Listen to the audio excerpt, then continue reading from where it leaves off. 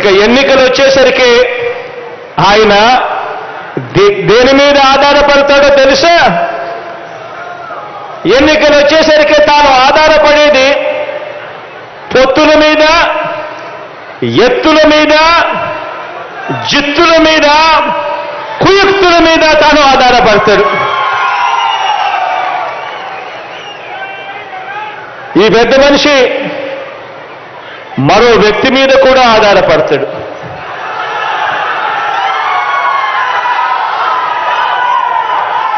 ఒక దత్తపుత్రుడిని యాక్టర్గా పెట్టుకొని డ్రామాను కూడా ఆడుతాడు.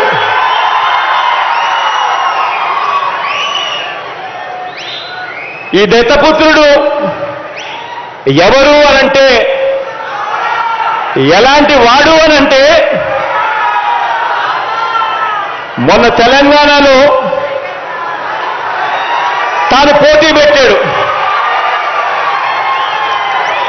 తాను తెలంగాణలో అభ్యర్థులు నిలబెడుతూ పోటీ పెడుతూ తెలంగాణలో తాను అన్న మాటలు వింటే నాకు ఆశ్చర్యం అనిపించింది. ఆ పెద్ద మనిషి దత్తపుత్రుడు అక్కడ తెలంగాణలో తాను అంటాడు, తెలంగాణలో తాను పుట్టినందుకు తెగ బాధపడిపోతున్నాను అని చెప్పి అంటాడు. తెలంగాణలో తాను పుట్టినందుకు తన దురదృష్టం అని చెప్పి కూడా అంటాడు. ఇలాంటి వ్యక్తి మొన్న తెలంగాణలో ఇలాంటి డైలాగులు కొట్టిన నాన్ లోకల్ ప్యాకేజీ ఇస్తారు ఈ పెద్ద మనిషి చంద్రబాబు నాయుడు గారికి ఇంకొక పార్ట్నర్. ఈ పెద్ద మనిషి ఆంధ్ర పాలకులకు చుక్కలు చూపిస్తా అని చెప్పి తెలంగాణలో డైలాగులు కొడతాడు. ఆంధ్ర పాలకులకు ఈ పెద్ద మనిషి చుక్కలు చూపిస్తాను అని చెప్పి తెలంగాణలో డైలాగులు కొడతాడు.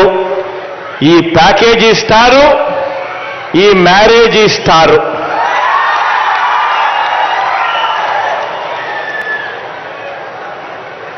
ఈ పెద్ద మనిషి పరిస్థితి, ఈ దత్తపుత్రుడి పరిస్థితి అక్కడ ఎలా ఉంది అంటే,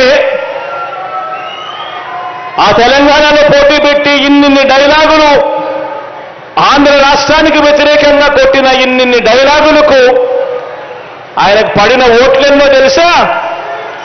చివరికి అక్కడ ఇండిపెండెంట్ గా నిలబడిన చెల్లెమ్మ బర్రెనెక్కకు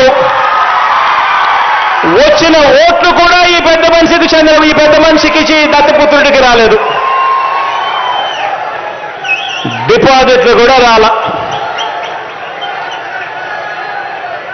ఈ పెద్ద మనిషికి ఇతనికి మన రాష్ట్రంలో చంద్రబాబు నాయుడు గారి ప్రయోజక వర్గం ఉంది తప్ప ఆంధ్ర రాష్ట్రం మీద ప్రేమే లేదు.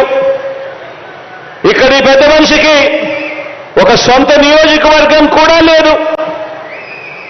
వీరిద్దరూ కలిసి 2014 నుంచి 2019 మధ్య వీరిద్దరూ కలిసి ఎన్నికల్లోకి కలిసి వచ్చారు. కలిసి వచ్చి